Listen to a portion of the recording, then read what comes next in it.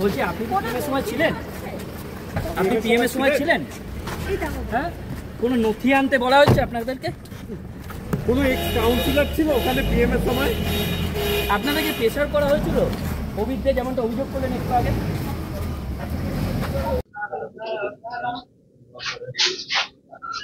এই জড়িয়ে যাবে।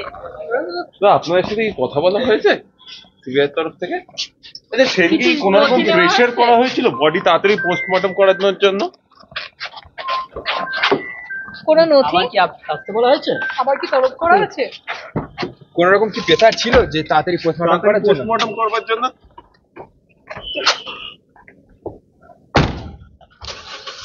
তাড়াতাড়ি পোস্টমর্টম করার জন্য মেয়ের কাকা পরিচয় একজন ছিল, যে বলেছিল ওই দিনকে পোস্টমর্টম না হলে রক্তগঙ্গা বইয়ে দেবে।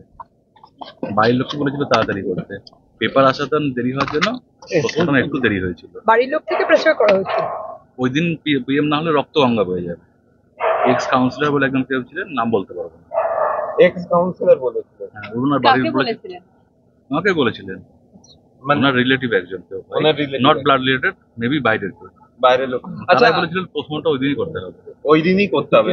ওই দিনই করতে হবে। মানে উনি কি এখানকার না ওই ওনাদের বাড়ির? ওনাদের বাড়ির, ওনাদের বাড়ির ওখানকার এক্স কাউন্সিলর। ঠিক আছে, থ্যাংক ইউ।